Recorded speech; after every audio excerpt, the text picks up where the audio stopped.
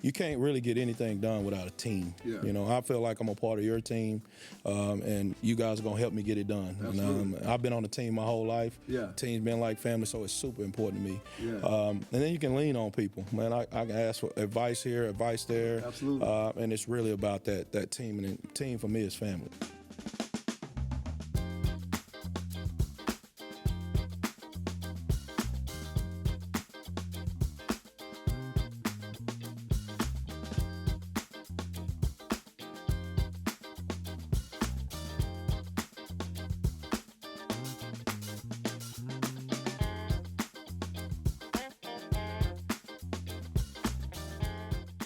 Welcome to the Learning Shop at Crowley ISD Podcast. I am your host, Dr. Mike McFarland, and we have a special episode for you today.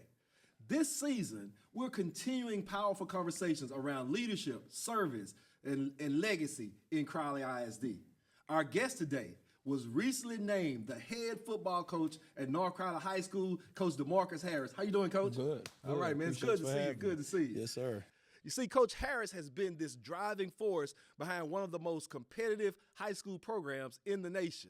As North Crowley's assistant head coach and defensive coordinator, he helped guide the Panthers to the 2024 Class 6A Division I state championship and a 28-2 record over 2 seasons. In addition, we've had 4 consecutive district championships under Coach Harris's leadership.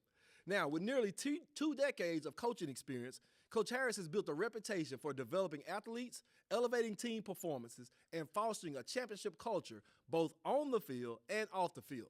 He also serves as the program's college, career, and military readiness director, where he's worked diligently to prepare student athletes for access and success beyond football.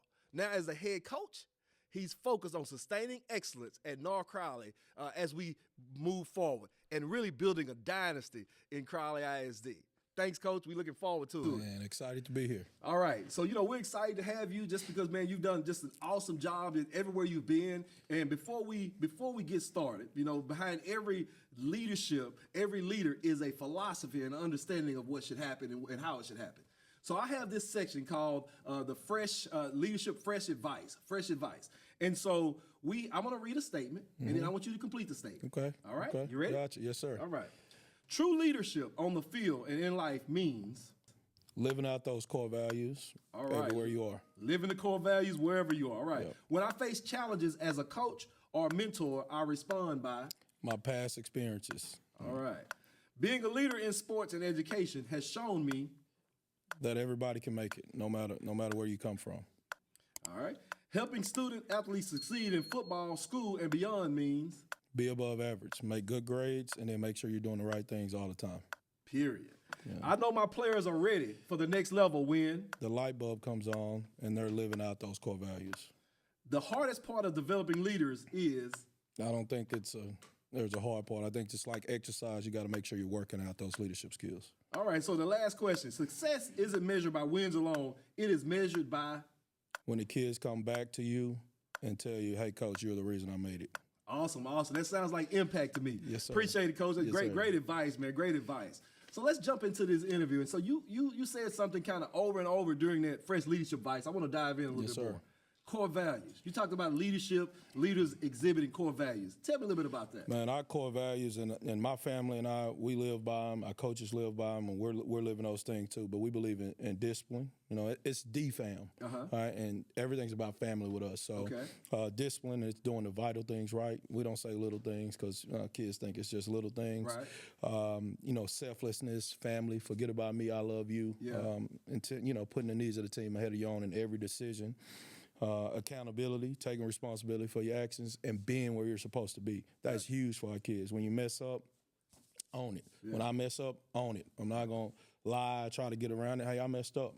Right. And then that mental toughness is real big for our kids. We're in a high-pressure situation, but knowing what's important now. It's the acronym WIN. Right. What's important now? it's just focusing on that. And that allows us to have that mental toughness. Gotcha. Now you said DFAM, right? No, so where did that come from? That's definitely a good mnemonic device to remember. Where did that come from? Like, where did these values come from? We started building these values just over my 20-year career. The people and the places that I've been around. You know, Carlos Lynn was big in those core values, and I just took them and made them my own. Gotcha. And then we needed something that everybody could remember. So, Absolutely. You know, the fam. That's what we're about. The family. When we love each other, we have a good time. We can have hard conversations. We can get on each other. Right. But just really living by it. Yeah, man. I feel that, and then when you think about a team and you think about trying to pull everybody together, I can see it. Yes. You know, in the district, we've come up with this statement that act like a family and work like a team. And so, to me, what you're saying and what I'm saying, that's aligned, and it makes sense. Exactly. Why is it important to have a group of people working together as a family? Well, that's what it's about. Team is, you know, the world. Well, I'll say the world wants you to be an individual and not really focused, but you can't really get anything done without a team. Yeah. You know, I feel like I'm a part of your team, and you guys are gonna help me get it done. And, I've been on the team my whole life. Yeah. Team's been like family, so it's super important to me. Yeah. And then you can lean on people. Man, I can ask for advice here, advice there. Absolutely.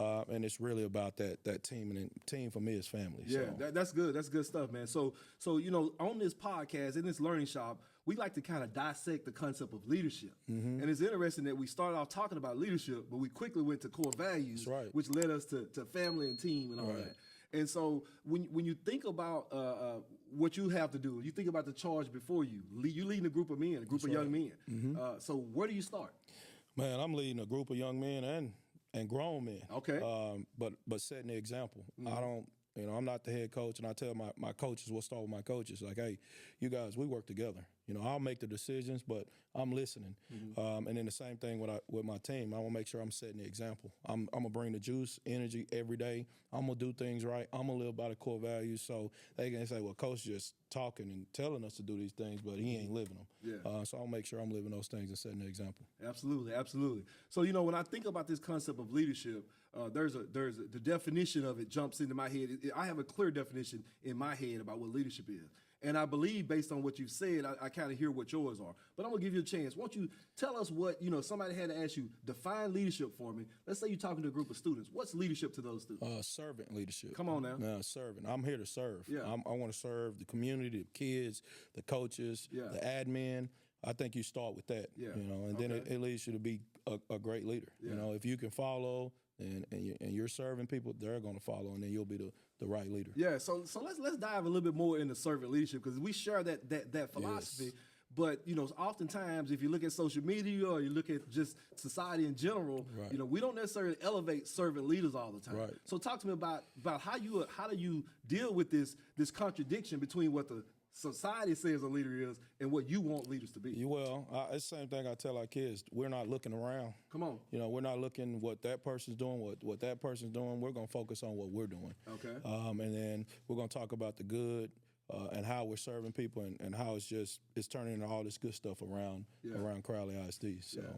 So how does your focus on servant leadership, how does that look when you have worked with children and students are successful? Like, how does servant leadership show up with students? Well, our kids know that I'm here for them for whatever. You know, whatever they got going on, I'm going to meet them where they are. Man, I'm helping them with football. I'm helping them with life. I'm helping them in the classroom. I'm helping them in their families, with their families. Yeah. They know they can call me at any time. I'm here to serve. Same thing with the admin at our school. Man, I'm here. So what do y'all need from me? Well, you guys, what do you need from me? Right. I don't just want people giving. You know, I want to make sure I'm giving back to those people. Absolutely. So I want to now just shift from athletics. I want you to think about your life, man. If I had to ask you to define for me or tell me a person that's a leader, get that person picture in your head. You got that person that's a leader. Mm-hmm. Describe the characteristics that person exhibited. Man, I think about Coach Cleveland. Just some of the things he did for me. Man, I was homeless, and so I never had a ride from sports. And then that was my middle school coach. He would take me and drop me off at houses when I wasn't playing for him. Mm-hmm. So he was I think a leader is exactly what you need at that moment. Okay. You know, so he was what I needed. Yeah. You know, I needed a ride. I needed somebody to talk to. I needed a mentor. I needed all those things. So he was that guy that was that for me. Absolutely, absolutely. Now, Coach, I don't want to dive too much in unless you want to go there, but you know, we're a part of the experiences we've had, right? So you were homeless. You just mentioned that. Yes. Now you're the head coach. Yes. From homeless to head coach. Yes. Oh, that's a book right there. That's it. So if that's a book, write that book for me. Tell me about that. How you make that transition? Again, the people around me, teachers, coaches, my mentors, but they believed in me. They saw something in me that I didn't know. I mean, I wasn't thinking about going to school and college. I'm just trying to figure out how to survive day by day. Yeah. And so when my kids come and talk to me about, woe is me, like, no. I've been through all of that. I've been through those experiences. You can't tell me woe is me. We're not going to use it as a crutch. Hey, man, that made me who I am. So I believe you can. I'm never going to give up. I'm a fighter. I'm fiery, right? I pay attention. All those things made me who I am. And then I'm great with people, man. I'm always kind of see how people move and how they act. Right. And when you've been by yourself, you just got to pay attention to people. You know who to gravitate to, who to get away from. Yeah. And I got around some good people and helped me in this coaching world. And I would have never dreamed I'd be the head coach or head coach anyway. I was the first African-American head coach in Mesquite High, and then being the head coach at North Crowley is amazing. Yeah. Right? I got a story, and I'm going to tell it to our kids. Absolutely, man, absolutely. And to be able to use that story, man, that's awesome, man. I had a coach earlier here. She was from Crowley High, but she talked about this idea of being resilient. Yes. That's kind of what you described. You didn't use the word, but you described all the characteristics. Yes. And so talk to me about leadership and resilience. Is it like, what's the connection there? Is it necessary? Is one necessary to do the other? You have to, and it's connected. Leaders understand when you get knocked down. You know, we got a mentality of, okay, I got knocked down, let me flush it. What's important now? Something went great. Yeah. Flush it. What's important now? So I think that's what resilience is. Absolutely. So as we look ahead now, and we look ahead toward legacy, right? And let's assume you've done with your work. You're able to look back, all right? What is it that you hope your legacy will be at North Crowley and in Crowley ISD, both for the program, but also for the students that you're serving? Well, definitely my students know that, you know, our legacy and my legacy will be that this relationship is not 4 years, it's forever. And I think that's the legacy I want to leave. I want to make sure I'm impacting our community and taking care of all these people. I want to be the head coach of the feeder system, right? Not just the high school. Yeah. So, and then the program, I want it to be one of the greatest programs to ever be in Texas high school football. Gotcha. Well, Coach, man, I definitely appreciate it and just have watched the impact that you've had, here in North Crowley, even in the past, and I know the future is bright and excited. You know, my goal is to just build a dynasty of excellence in Crowley ISD, both academically and athletically. And I know you are definitely the right person, the right leader to be able to do that. Yes, so as we begin to wrap up, man, I just want to give you a chance to just think about your 15-year-old self. Give me the message that you would give to that 15-year-old Harris that's trying to figure out his way. Don't give up. Come on. Keep going. Come on.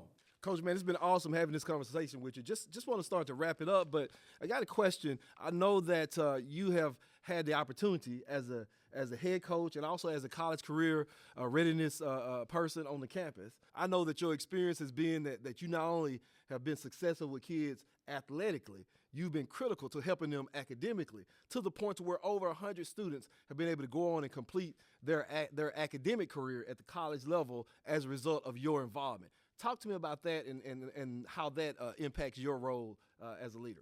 Well, it's awesome. So now we call it future ready here, and so we know there's a million ways to become future ready. Not a million, but I think it's 16 ways to become future ready.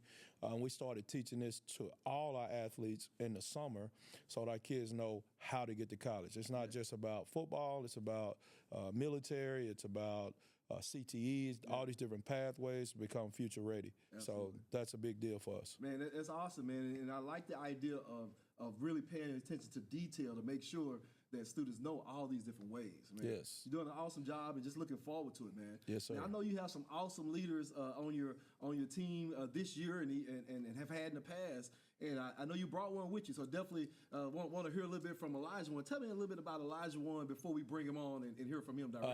Man, Elijah One's a guy he's a true leader. He leads by example. Yeah. He's learning to say the right things, do the right things. I don't have to worry about him in the classroom. He's 4.0 student. He's taking AP classes. He's in CTE, so he's definitely future ready. Man, that's awesome, man. It's good to hear that, man. I'm looking forward to him. You know, when I saw y'all walk in, I'm like, man, I think that's that safety. I think that's that guy. That's he is that guy, right? Yes, sir. Let's bring him on up. Elijah One, why don't you come on and join us on the set? Tell you what we do in the Learning Shop is we have conversations in this Learning Shop about leadership. And so my goal is to really take this concept of leadership and make it tangible and demystify this idea of leadership, about leadership being this big person somewhere else, and recognize that each one of you all have leadership within you. You're a leader at North Crowley. Yeah, absolutely. And so pull that mic a little closer to you. So you're leadership at a leader at North Crowley. And so what have you learned about leadership while being a part of the North Crowley football team? Yes, sir. Well, leadership takes, it takes a lot of courage and heart, So we got a core value doing vital things right at all times, So I'll do the vital things right. Be like on the field, off the field, always just be a leader. Yeah. So that's interesting. Some people can do right, sometimes, right? Yes, sir. They can do right while the lights are on, while everybody's watching, while the college scouts are there. But you said leadership is about doing right in your core value when people are not watching. Yes, Tell me sir. about how hard that is, or how do you do that? How do you make sure that happens? It's really a mindset thing. When it all settles down, you got to want to do right. Yeah. You can't be willing. You got to want to do right at all times. Awesome. Yes, sir. Tell me the difference between being willing and wanting. You can be willing, somebody asks you, to get up in the morning and brush your teeth. You're willing to brush your teeth, but if you want to brush your teeth, you go brush your teeth, Absolutely. Yes, you're going to do it, right? Yes, sir. Period. So talk to me a little bit more, Elijah One, about just about leaders in your life. Tell me about a leader that you would identify like that's the most impactful leader to me, or that's been the most impactful leader to me. Tell me about it. Sir, that would be my mom. My mom, I seen her at her lowest, her highest. She always taught me to keep going, have a strong mindset. Yeah. She raised me and my two younger brothers and siblings, to be strong at all times. I never seen her at her lowest. Wow, Yes, wow, sir. that's awesome, man. To be able to have that power of a mom that can model for you on that. So when you think about, you mentioned your younger brother, Yes, sir. younger sister or brother or both? Yeah, brother. Yes, brother, sir. okay, all right. So I want you to think about how old is your brother? No, he's 15 years old. 15, okay. sir. All right, so to your 15-year-old self, give me a message. What message would you tell your 15-year-old self about leadership to make sure that 15-year-old self ends up to be, how old are you now? 17 years So old. you're 17 now. Yes, sir. So you're 17 with how many scholarship offers? I have 37. Wow. Yes, sir. 37 scholarship offers. Yes, sir. 4.0, as your coach said, AP student, all of those things. But you didn't just wake up like that. No, right? sir. You had to Beyonce work told y'all a story. You don't just wake up like that, right? You had to do some stuff, right? Yes, sir. So what would you tell your 15-year-old self to make sure that your 17-year-old self is sitting right here today talking to me? Yes, sir. Well, first I'll start by changing your mindset, the way you look at things. Don't just always be cool with just being like the guy. You got to keep working harder and harder. Yeah. Yes, sir. And don't give up. Yeah. on what First, you want. Yes, mindset. That was the first thing. Yes, sir. Give me another one. Don't give up on what you want. Don't give up. Give me another one. Be accountable for your action. There you go. Mindset.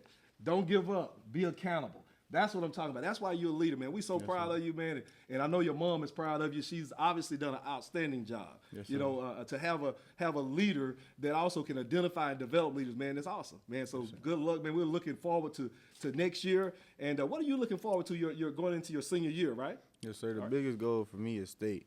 As a team, I'm just trying to bring leadership to the team. Show the team we don't got to get it into the wrong ways. We can go about things the right way. Absolutely, Yes, absolutely, man. We're excited about it. Definitely good to talk to you today, and definitely good to talk to you as well, Coach. Man, I'm definitely proud of you all, man, to be able to just sit back and watch, man, and to see what you're doing for young men like Elijah One is just awesome, man. It makes me feel good for sure.